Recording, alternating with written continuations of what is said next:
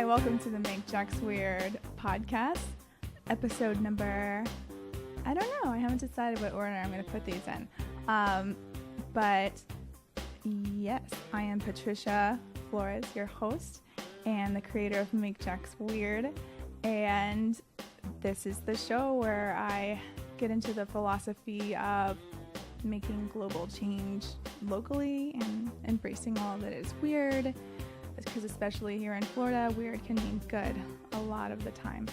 Our sponsors today, we have Goliath Flores, multi-instrumentalist, pretty good musician. You can hire him for your private gigs. He plays the Latin fusion and flamenco, and he just started Jacksonville's first mariachi band,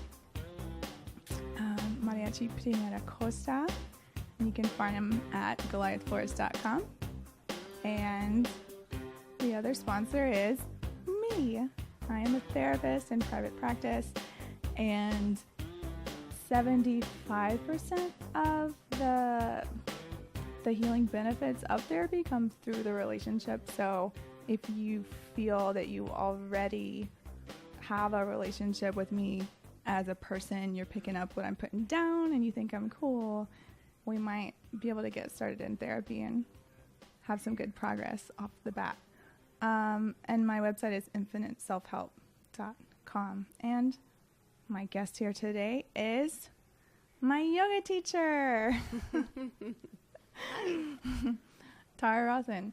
I did my 200-hour last year with the Regenerative Living School, and it was basically amazing.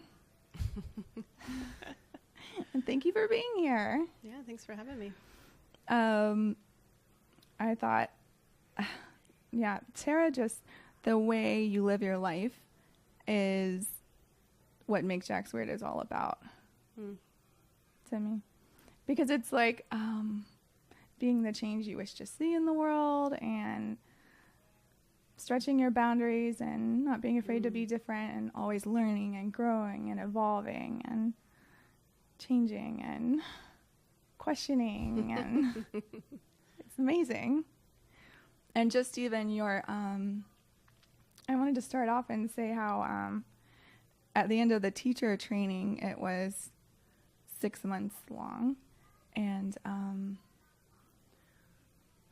we were all reflecting on what it meant to us, and I really reflected how just being in your home felt so great to me, because that's another weird part of the teacher training. You did part of it out of your home, right? Yeah. So we're welcomed into your home and seeing how you live. I think I really learned from like seeing how people are living their lives, and you live your life differently than everyone else around here. It's like you've created your own world. So it was like being able to go to another world and experience what it's like, you know. To you, maybe all the changes have been integrated and they're normal to you now, and you forget that other people coming to your house, it's like they're coming from a more conventional world. Right. Yeah.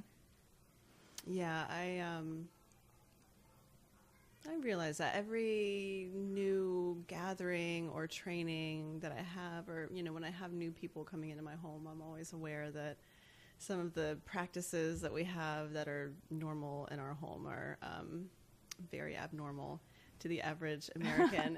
so I try to be sensitive to that, to people, and I address certain practices and kind of standards that we have around the house, like every new training group that I have and stuff like that. And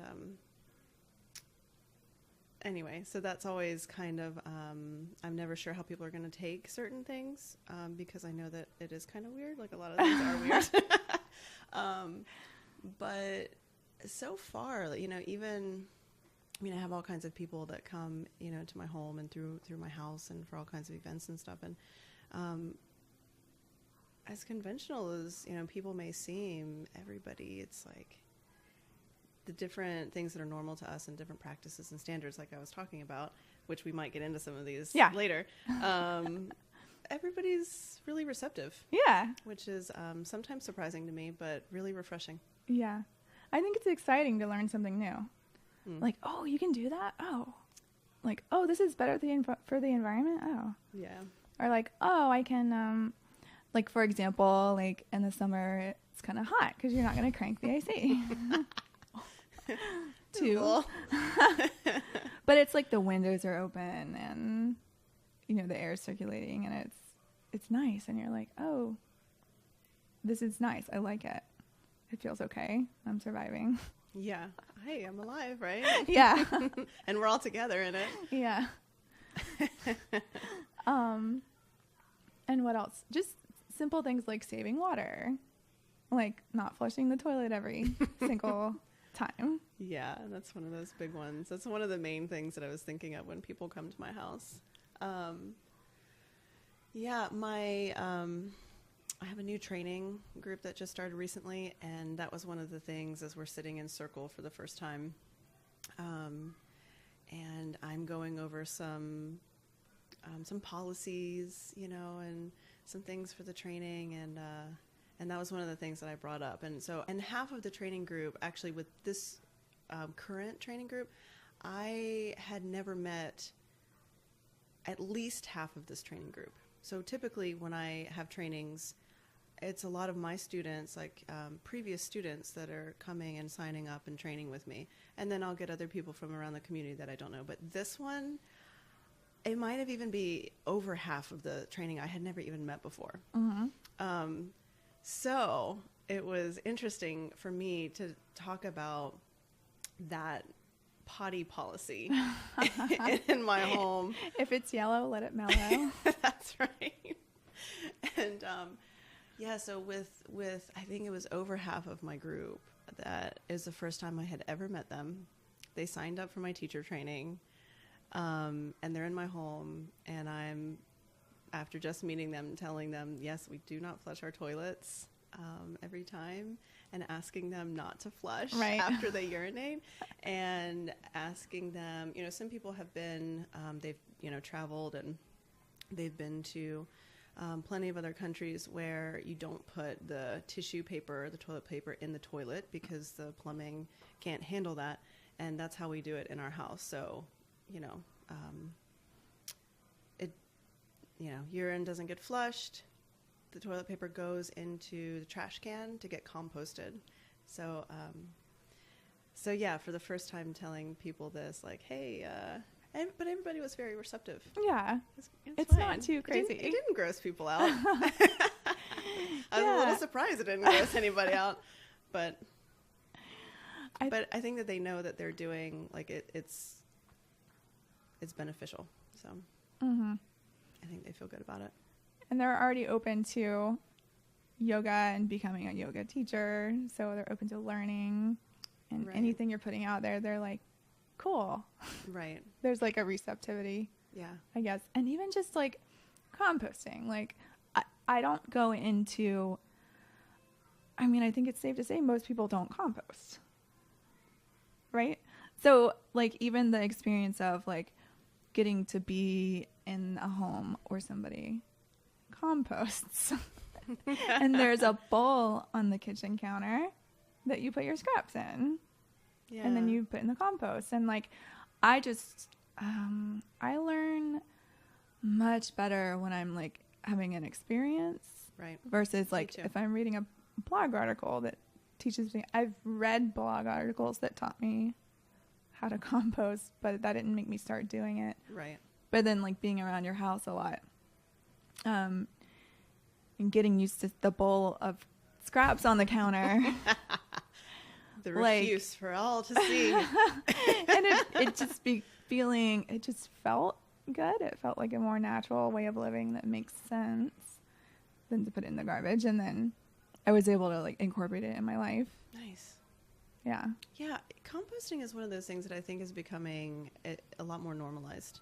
And in our house, we have have a giant just bowl on the counter like you're talking about. And so just because I mean, we eat mostly whole foods, and I cook all the time, and it has to just be a giant bowl for us just to, while we're cooking and preparing, just to throw the stuff in. But it's becoming more normalized, and a lot of people have like very nice, like fancier containers, and they, with a lid so you don't see it, and it doesn't attract fruit flies, and all of that good stuff. But it's nice that's something that's really becoming more normalized, which is awesome. Even with people that don't garden or anything like that, but they know that it's better for it to go in their yard somewhere or somebody else's yard and build soil instead of go to landfill. And I like my love and support to all the people who want to buy fancy composting things for their counters. And like, for me, it felt good. I think it's good to like simplify too. And like, I think that can be a mental block sometime. Like, oh, I need to buy a compost thing for my counter, and then you never buy it. So like, I love the freedom of simplicity. Like, it's okay, just put your stuff in a bowl and then throw it away every day, and it won't be a problem. Right. I mean, I will say that in the summertime, we have fruit flies around sometimes. And, the containers that people are able to buy, they don't have a problem with that. So, but if it doesn't get taken out every day, then one of the store-bought containers they have like charcoal filters in them. So it cuts down on smell. So for one that doesn't generate a lot of kitchen scraps, and it will be sitting there for days at a time, that might produce a smell, then those containers are really awesome. Yeah. But for us, we take them out daily. So, or if we don't, I mean, sometimes we are lazy at night and we just stick it in the fridge. Overnight until tomorrow morning. Yeah. There's just something freeing to me about it. Cause I think, cause I wanted one of those containers. And so I just threw my scraps in the trash. And it's like the freedom of being like, okay, I can just have a bowl on the counter. Like, it doesn't have to be fancy and perfect. For me, like, you don't have to have the composting perfect tools container in order to compost. Yeah. We do what we can with what we have. And that's good enough. And that's part of what you learn. That's part of what you begin to learn in a teacher training, is that we do what we can with what we have, and it's enough, and we are enough. Like, we have, like, in our bodies, and the intelligence in our bodies, and our life experience. Whereas before it was struggle and hardship, and then you began a more serious yoga practice, meditation practice, and start doing that work to learn that you are enough. Which is a really long process. It is. It's a lifelong journey for sure. So you do a lot of things, and they're all super important. And they all add up together to this culture that I'm kind of talking about. It's like you're like your home and the land around it, which is filled with permaculture, is like this oasis in the middle of Jacksonville, Florida. So you have your own culture. You've taken your power into your own life and created everything to have your own culture, growing your own food, and living by your values. And I think a lot of us would really like to live like that. But if a lot of people have jobs that they're really tied to, that they feel like, oh, I can't do that. I can't create my life the way I want. Because I have to work 9 to 5 over in this office. And there's not enough time or not enough extra resources or not enough, I don't know, and people kind of write it off. But I think anyone can create any life they want and live by the values that they believe in. Yeah. You have to believe it first. Yes. So what do you have to say about that? Yeah, you have to believe it first, and you have to believe in it, really, to make any changes. And I would say, obviously, in the city, it is more challenging for people, and we all know that. I would say that, well, I think about it from two different angles.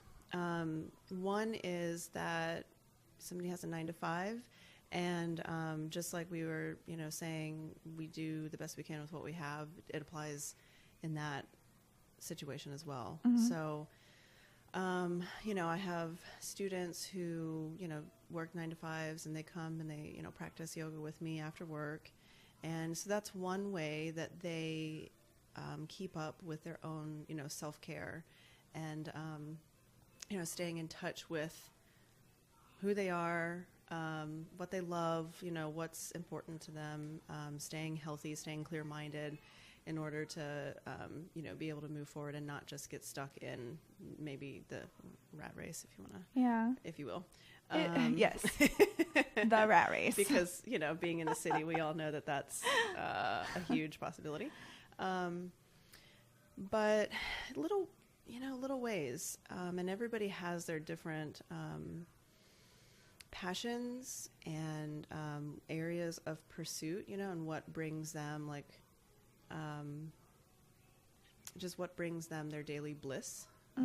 Like I have it at the Olmsted, I have my bliss, and I'm a woman of many passions. So for me, there's all kinds of avenues where that kind of shines. Right. But I'm all about baby steps. Yes. I'm a big fan of Please baby steps. preach about baby steps. It's all about baby steps.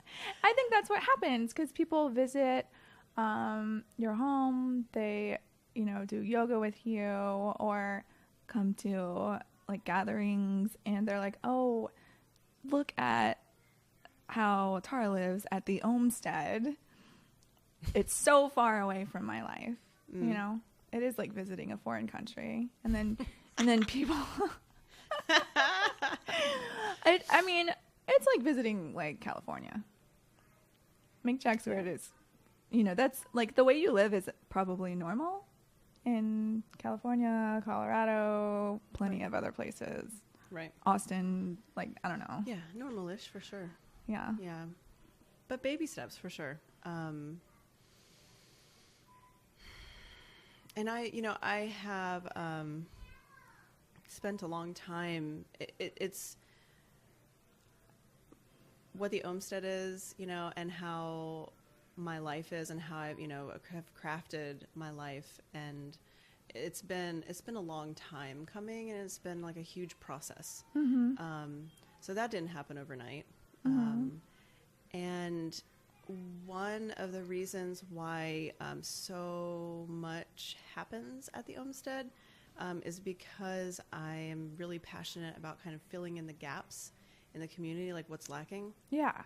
What's lacking and what would I like to see. And if nobody else, if nobody's doing it, then I'm like, well, gotta do it at the Olmsted. Yeah.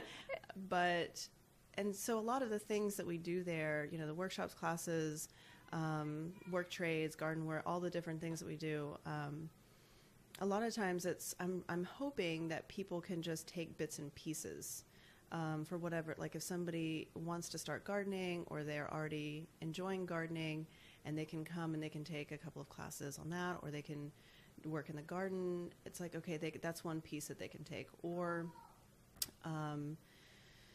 if people, one is isolated, and they don't have friends to go to, and they don't have maybe meaningful conversations or interactions, and they need community, then there's things happening for anyway. So all of the different things that we do, It's like those baby steps. Like people can kind of take away little things here and there.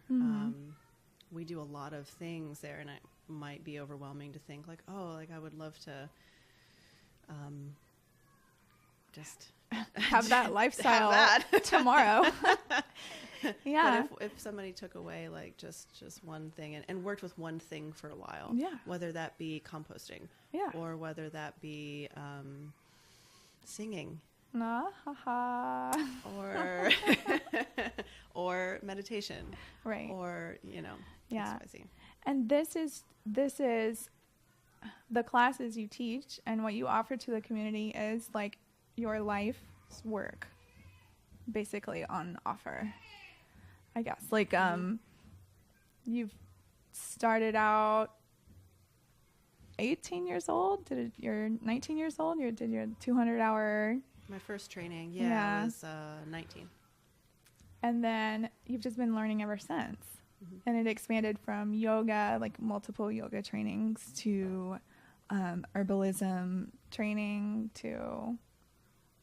Tell me more. There's so much. You learned Thai massage. You learned how to make medicine. That's the herbalism piece. Yeah. I guess my formal trainings are in, lots and many years of training of yoga and Ayurveda, and spent a very short amount of time in India learning that as well. And Thai massage, herbalism, and I believe that those are my only formal training. Well, Reiki, and even workshops, like when you mentioned the singing, like that's something you've been learning about recently. I've been working a lot more. Well, it's interesting because I have led kirtan for 10 years now. It's kind of crazy to say that out loud. But I've been leading kirtan on and off. It hasn't been, for a while it was monthly, quarterly. But I've been leading kirtan for 10 years, and so that's singing. So what kirtan is a call and response form of singing or chanting, very simple kind of names of archetypes and different energetics of life, and some are in English and some are in other languages. So I've been doing that for 10 years, but most aren't in English, and I never thought of myself as a singer. Even when I was leading kirtan, I would be mic'd, and I would be telling people, don't be afraid to sing. I can't sing. I would tell people I have a terrible voice, but I'm still, for some reason, I feel the need to do this, so don't worry about, what kind of singing voice you have. And so I was doing that for a while, and but still didn't think of myself like as really singing for some reason, because I was just telling myself a story, basically. Yeah. Because I was afraid of my own voice at the end of the day is what it came down to. But yeah, recently, I would say in the last year or so, I've really just gone back to my mother tongue. It's like I spent a lot of years singing and chanting in other languages, and that I really resonated with. But at that time, but in the last year or so, like really enjoying singing in English. And so it's gone from less like call and response, just chanting, which that was kind of like, I think my foot in the door of, I had to do that first to kind of prime myself, like get myself ready for like really singing. And so, lately I've started holding song circles.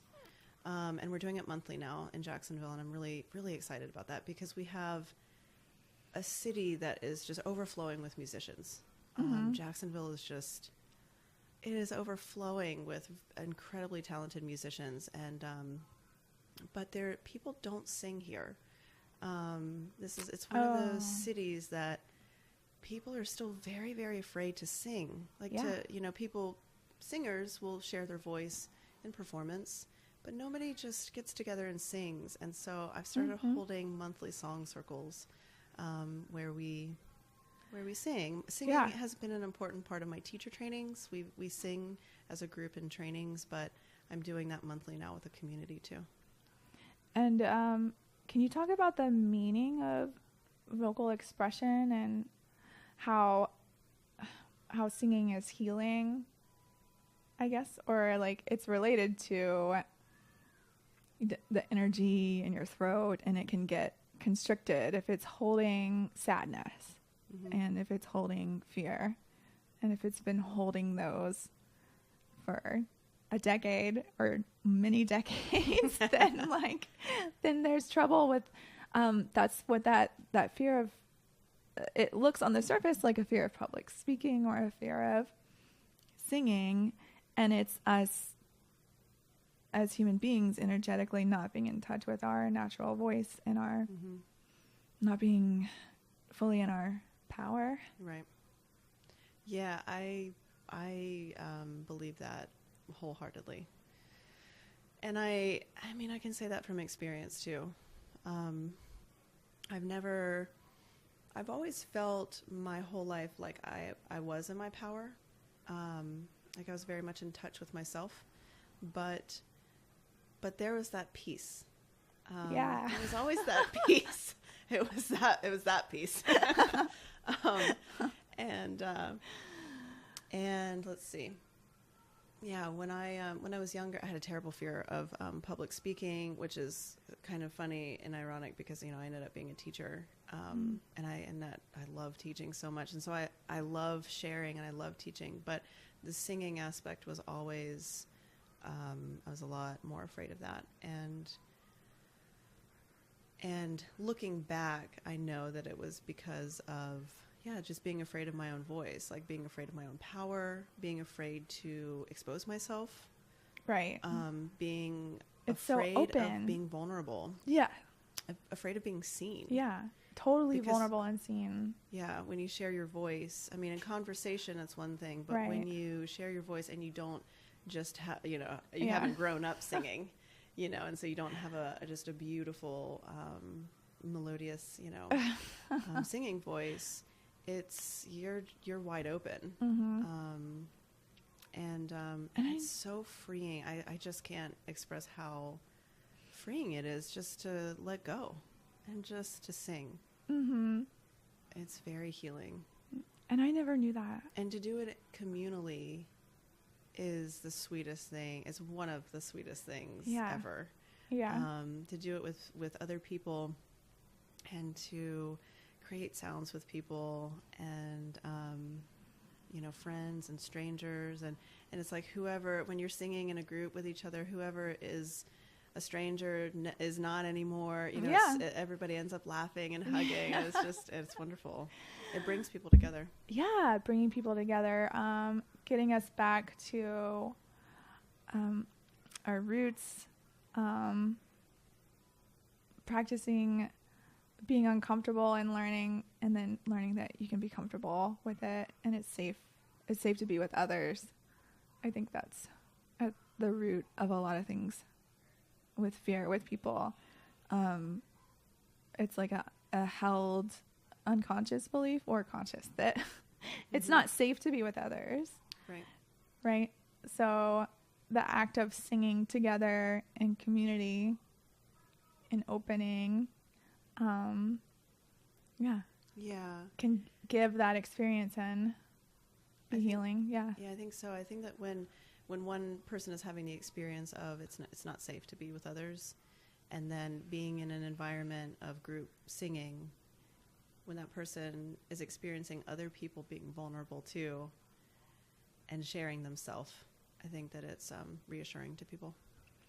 And something else you offer that's similar to that are the women's circle gatherings, which are so special and sweet. And I've been to many of these. I don't know. So I can share that it has a similar effect of sharing, opening yourself, you're speaking. So it's a circle and there's a topic drawn, and we go around and speak on the topic. And the people there are strangers. And I always have this experience of like fear, and then like noticing, I'm always, I notice my judgment of others, like, but that before they speak, and then we all share, and I just love everyone, you know? So like that, having that experience over and over again, and like facing the judgments that your mind makes, and breaking them down, and, you know, realizing that we are going around in the world making all these false judgments all the time, and like you have no idea who that person is, right, based on just looking at them. Right. Yeah, being in these kind of environments with people, to have that mirror for ourselves, like you're talking about, you know, like you realize that you're making this judgment, and people, we're all doing it every day, all the time, but to be in community and to, you know, meet new people in safe spaces, and to have conversations about meaningful things, it's really enlightening, you know, and it, it sheds a lot of light on our judgments and who other people really are. Yeah. And who they really are. It gives us beautiful. that opportunity. Yeah. Yeah, which we don't, in modern living, we don't have those. We don't have an opportunity. Right. On a daily basis to really understand who people are and where they're coming from. But yeah, when we have these like women's circles, it allows us to do that. And for anyone listening, part of my intention in this podcast is to spread all of this. So if you're listening and you've had the idea that you've heard of women's circles, or you've thought of, you know, you've wanted to have a place you could go where you felt safe to connect with others, and you felt like it didn't exist. First of all, it does exist here in Jacksonville, Florida. Monthly. Yeah. And then I want people to feel inspired to start their own. And so could you give a rundown for someone listening, like how to start your own women's circle? Yeah. And yeah. Well, you know, it's going to be different for everyone, as everybody has different motivations and kind of desires, I guess, for and reasons for holding, if they do want to hold space for it. But I've coached actually several women on this in other cities to start women's circles, and people that have already started women's circles, have coached them, different ideas going forward, and how to hold space. Well, you know, I mean, it starts with whatever girlfriends one may have, just inviting them, you know, opening up their home, or seeking out some community space to have it at. And I think that it's nice to have icebreakers to start a women's circle. Like we pick certain topics to discuss, or for, you know, the women to speak on, and then other times we have different activities that we'll do. We might sing, we might dance, we might do different things. But I think that in the beginning, it's good just to start with, for women, talking about menstruation is a really easy topic to break the ice with, and something that unites us, either that or talking about just different cycles of life. So if somebody wants to do that, wants to create that space, it's not something that's already happening around them. I would say, think of different topics that, you know, you'd like to talk about. For me, it was breaking the ice with talking about blood, because that is the one thing that, you know, we all have, and we can all talk about. And so, okay, for anyone listening who is like, why would I want to talk about that? Yeah, good question. I can talk about this all day long.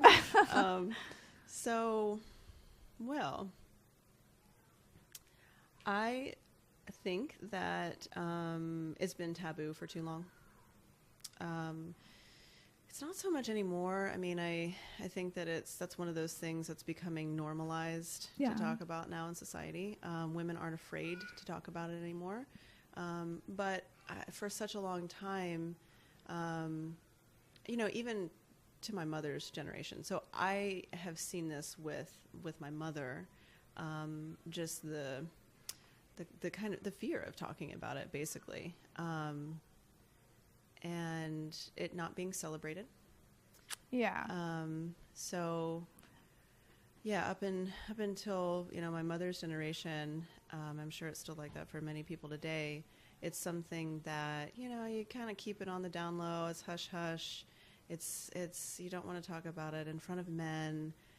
It'll gross them out. Cover it up as best you can, and go about like nothing's happening. Right. And you're not allowed to act any different. Right. You're supposed to be performing the same. Right. So I think that for me, that was how I started. That was like kind of the icebreaker. That was the first topic that I had at my first official women's circle. Okay. And it's nice because the more women talk about it comfortably and openly, the more people in general start to talk about it comfortably and openly. And then it's, men, fathers have girls. Yeah.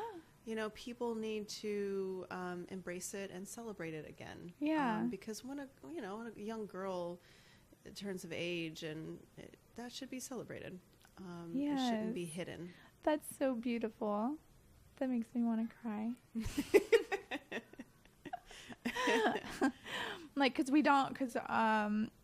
Our culture has lost that, just the feeling of ritual. Mm-hmm. And honoring and celebrating different stages of life. Menopause being another one. Yeah. At the other end. Right. And, that's a horrible thing that you're not supposed to talk about too. Right. But really, it's another transition to be honored and celebrated. And the chance for a woman to access some kind of deeper magical wisdom inside. Mm. I don't know. There's books about it, but I haven't read them because I don't need them yet. But I hear that. Now's the time. I know. You read it ahead of time. I know. I need to learn. Apparently, Christian Northrup, she wrote Women's Bodies, Women's Wisdom. Yeah. Which is a powerful book, but she has several books on menopause that I'm sure that seem very intriguing to me. Mm-hmm. Go to Chamblin's and check it out. On that note, just like I was saying that, young girls, like as they're moving into the next stage of life, that's not celebrated. And then the same for when older women are moving into the next stage of life, that's not celebrated. Mm-hmm. It's like for the young girls, cover that up, don't talk about it, keep going as usual. And for older women, that's such a huge time. I mean, that should really be celebrated going into the years of being an elder, and that in our culture is obviously, we have a huge gaping hole in our respect for elders. And oh my gosh. So I think that with women's circles, to be for us, like we have to talk about it first, and we have to be comfortable with it first, and we have to respect it first, and we have to be together in unity first, and before society is going to change. We can't go around just walking around and talking about how things need to change. It's like we have to come together as, and then demand first, it together. Right. Right. And I've witnessed that. Actually, the first women's circle that I held, it was kind of by accident. It was at a festival, and I was teaching herbs for women, and I had everybody sitting in a circle, and I had everybody share, and it was kind of a women's circle by accident, and that was anyway. And there was an older woman there that had gone through menopause, and we were talking about blood, and she was, when I got to her turn to speak, she was really devastated. She was very sad that she didn't bleed anymore, and that she didn't have that like camaraderie, and she wasn't able to talk about that anymore. Yeah. And so that kind of left a hole in her. Wow. And it made, like those rites of passage are important. And it made me really realize that how like cronehood needs to be celebrated too.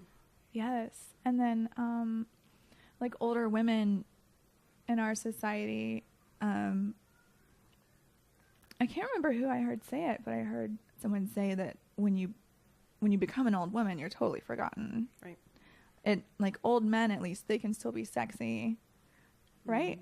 They can still be sexually attractive and desirable and funny and successful, but old women are kind of disappear. Like you don't even see them in popular culture movies or anything, right? Unless they're playing an old lady, but right. Or they've had plastic surgery, right? Yeah, to keep them going a little longer. Yeah, it's devastating. We got to do the work early on in life. We got to do the work for our young ones, so that doesn't continue. Yeah. And yeah. One woman circle at a time. Oh my goodness, it's really great stuff. And on a side note too, on the women's circle side note,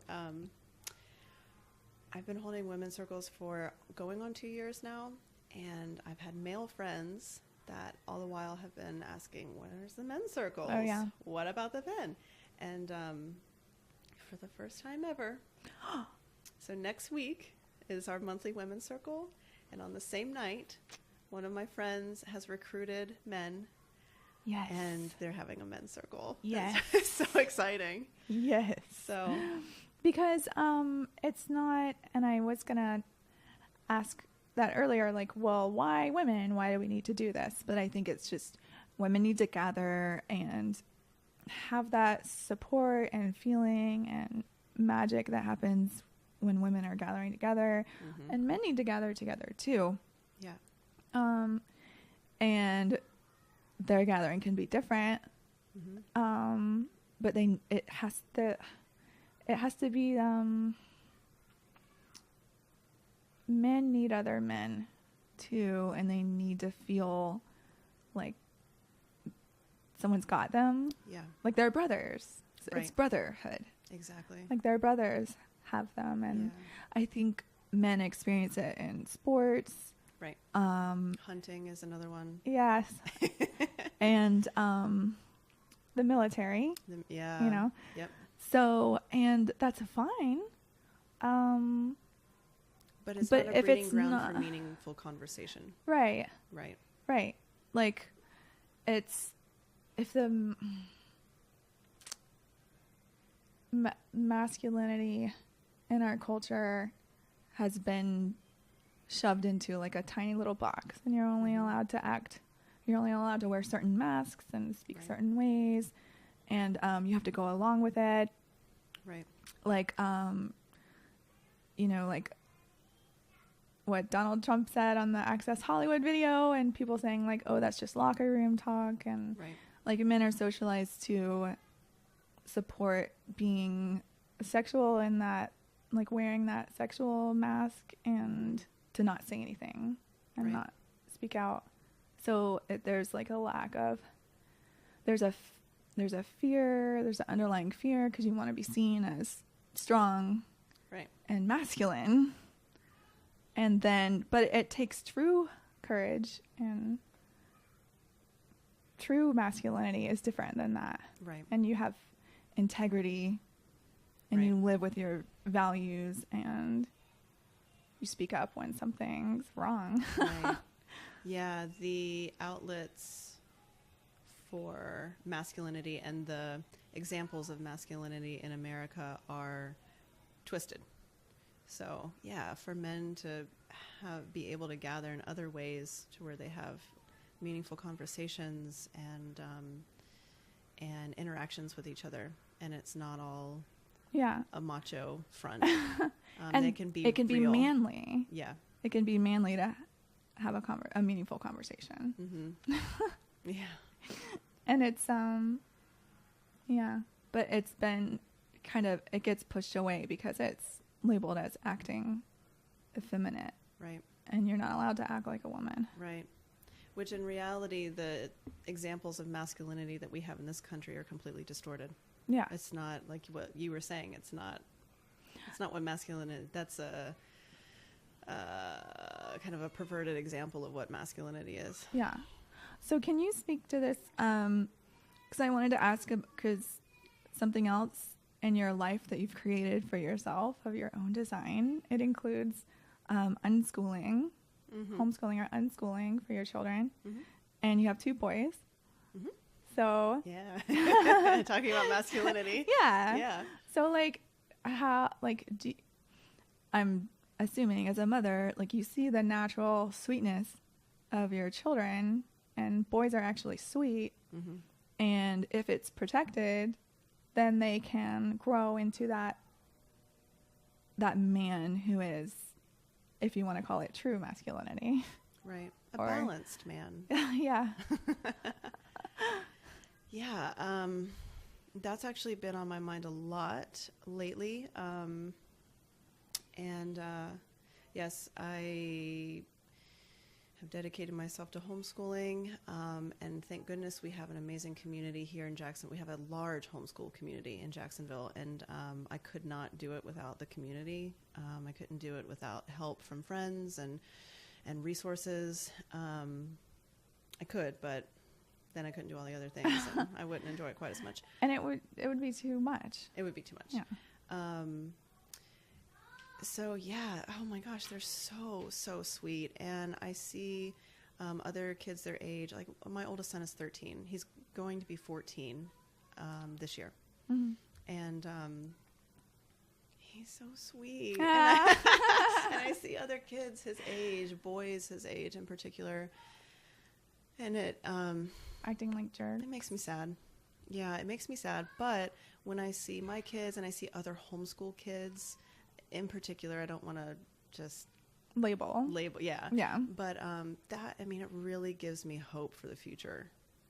Seeing the homeschool kids around, especially. And yeah, my going on 14-year-old is still sweet. And he's kind, and he's gentle, and he's helpful, and he's polite, he's respectful. But yeah, I've been thinking about and kind of chewing on this with kids programs for a while, because especially having boys, I feel like boys especially need a little more attention and a little more of a challenge as they approach like teen years and eventually manhood. And anyway, so I'm also starting a kids program this year, and which will lead into rites of passage for boys. Ooh, yes. It's something that's really been lacking, talking about the masculinity. So this program will help facilitate and nurture healthy masculinity instead of what our culture knows of it. Yeah. Yes. Oh, I love it. I love these ideas. I love it all. And I've partnered with men around the community for this in particular with boys. I'm excited about that. I'm going to be looking out for it. For sure. Okay. This is totally random, but I'm just looking at my notes of what I have written down here, and I don't want to let you go without talking about, well, first of all, the permaculture in your yard, but also foraging for mushrooms. Foraging for edible mushrooms that we can eat and that are medicinal. Yeah. And it sounds, to somebody who's uninitiated, it sounds so crazy because we have this belief that they're poisonous. Right. And obviously some of them are. And many of them are. For the listeners, don't go out picking mushrooms unless you have a qualified teacher. Yeah, foraging is one of my favorite activities. And it's I love getting wild food. I love going to the forest, and it's rewarding to be able to bring home food that is found in the wild, because it is obvious, and it teaches us that the earth supports us, and at the end of the day, everything is free. Right. That's kind of, I mean, I don't want to toss that around lightly. I mean, that could be taken as very naive to many people. But when we do spend time in the forest, it completely changes our perspective of the world and how we're either supported or not supported, and how we either have everything we need or have nothing. So for someone who's totally disconnected from nature, and they only eat food, they only know how to purchase food in the store and get water out of their sink. It's a totally different existence that we're used to, and it's what we think of as normal. But actually, what's normal for humans is to be connected to their environment and to know what the local food growing naturally around is, and know where the water is. Yeah, that is normal. That is traditional. That's the real normal. Yeah, and buying things from the grocery store is conventional. Many people get those terms flipped, and conventions change. So, yeah, and I still have to buy food from the store. Everybody does. But I can go to the forest and I can bring home different kinds of greens to put in a pot of soup or a salad, and I can get mushrooms, and that process is rewarding, to be able to bring that food into my kitchen and to know that I'm ingesting food that has grown in the wild. It hasn't been tampered with, and wild, anything that's surviving and thriving in the wild, it's tenacious. Yeah. It has survived. You're eating strong food. That's right. It is vital. And for that to become part of me, it changes people. Wow. And, people, wise people have said, eat one wild thing a day. Just one. And that's part of those baby steps. I think that's my baby step. One because wild thing. I did or it could be like one wild thing a week, or one wild thing a month. Sure. That would be like the first baby step. Or like learn one wild thing. Learn one. Yeah, exactly. Like I did a couple of weed walks with you, where you guide people and just show them that our natural weeds, in quotation marks, that are growing around, that are edible, and you find them all over the place. So eat one wild thing a day. During the summer months, it's like really cold today that we're filming. I haven't been outside a couple of days. But I love, in particular, I didn't know that clover was edible, and that I love that flavor. And so now I've become a crazy lady that walks around and picks random leaves, seemingly random. But it's not random, because I know what they are, and I recognize them, and I know the name of the plant, and I can nibble on the leaves. That's my baby step. Yeah. And in the spring, in the summer, and the fall here in Florida, most, coat weeds are edible. People spend a lot of time and energy and poisons on trying to eradicate their yard of weeds. Most of them are food and or medicine. But the mushroom walks are amazing and happening more. I'm actually bringing a friend of mine. I was going to lead a mushroom walk next Saturday, and I'm bringing a friend to lead it instead, because he's a teacher of mine and he knows more than me. And so I'm excited about that. But obviously many of wild mushrooms are very toxic, and so it's important to have a teacher. Yes. I've actually never used a field guide. I will only learn in person with a knowledgeable teacher. So I don't ever pick and eat or make medicine with mushrooms that I have not spent time with a person in the wild learning about it. Yeah, but just the process of getting in nature more, that's that baby step. You know, I can't emphasize that enough. And it just feels good to walk outside and walk in the woods. Yeah. It's like a pure instant cure for depression. Yeah. Like maybe you're going to feel low again when you go back inside, but you can have some relief by going outside. Yeah. If everyone walked outside daily. Yeah, I spent. It's so simple. It is very simple, but so powerful. Yeah, I spent over a decade teaching people so many yoga practices, meditation techniques, breathing techniques, all of the techniques, and they're all very, very much important. But getting out in nature, that's something that I've been emphasizing just more lately, and helping to facilitate for people more lately, because especially for urbanites. How to be in nature, how to walk in the woods. Yeah, because I realized somewhere along the way that no matter how much one does yoga and meditates, and it does change you very much, and it makes everybody more balanced, obviously. And but especially people in the city, if we're still disconnected from nature, there's a disconnect happening.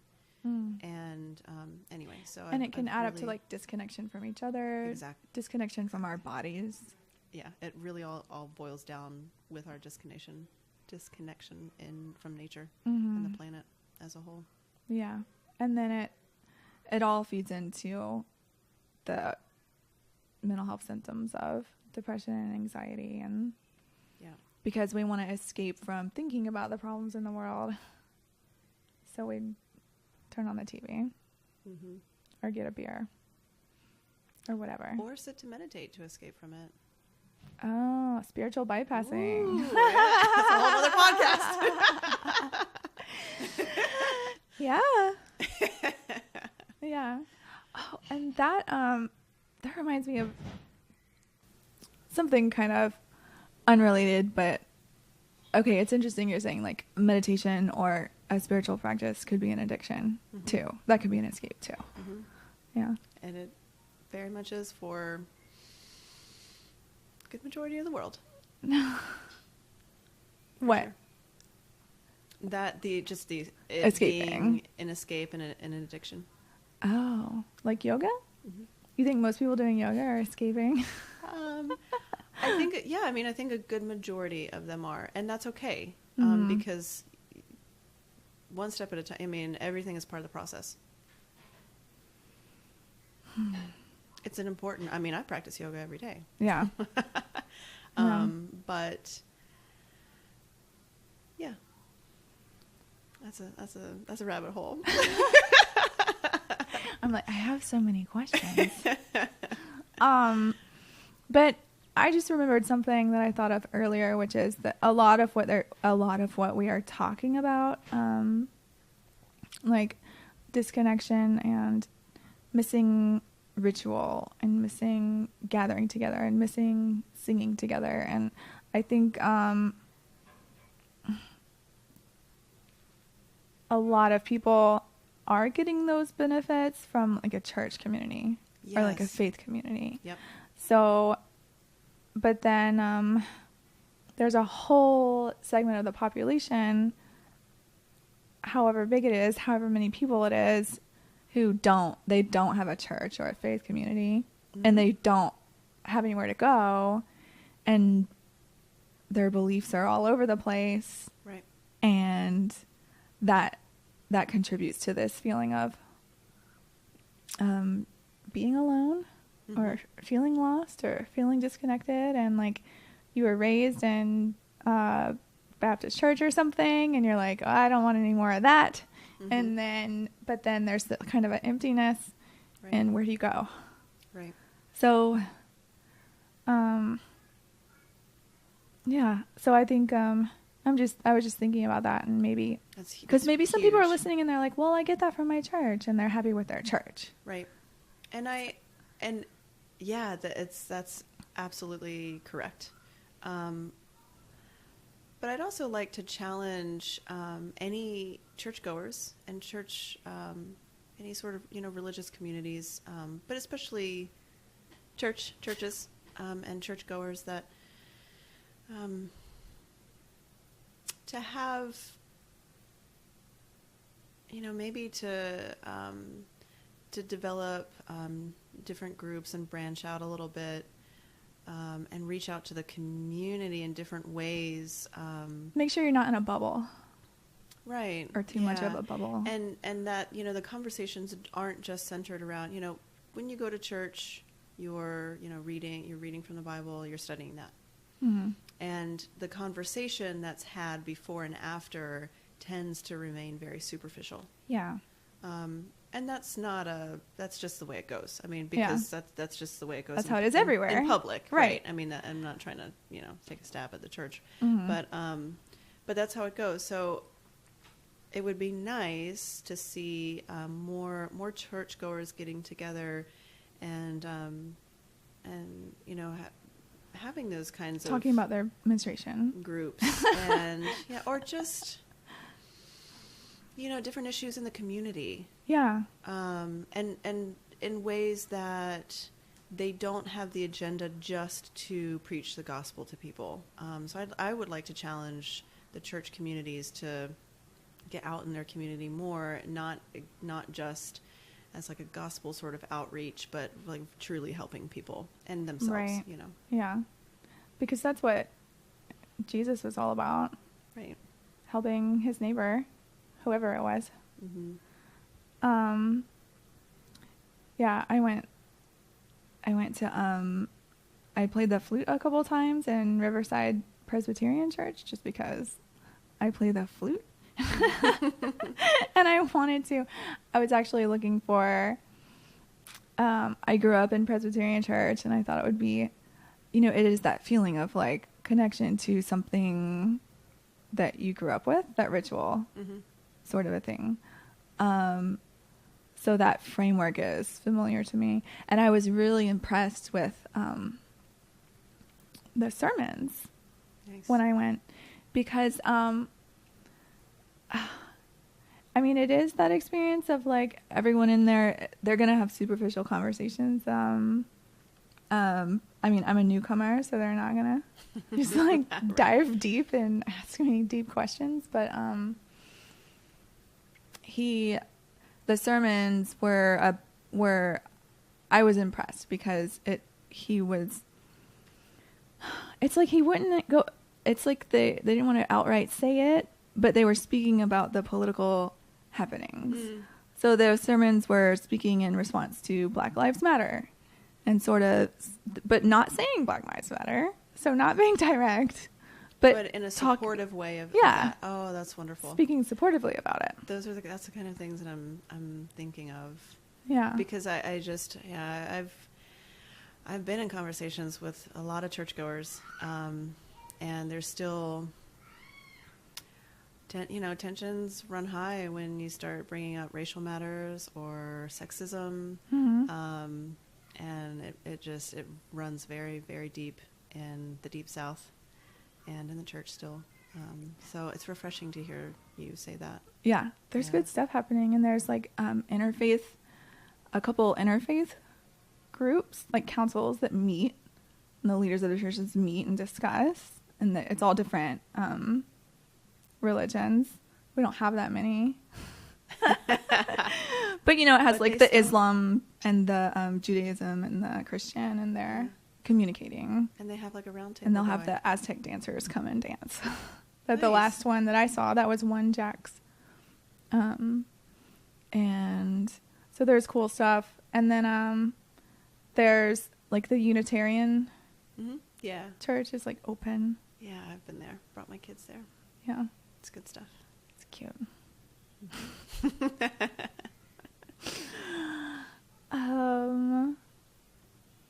So,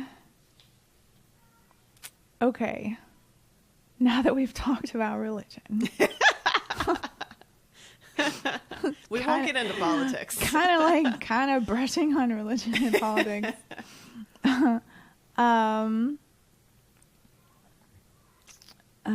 I feel good. I feel good with this interview. Thanks for having me. I feel good with it too.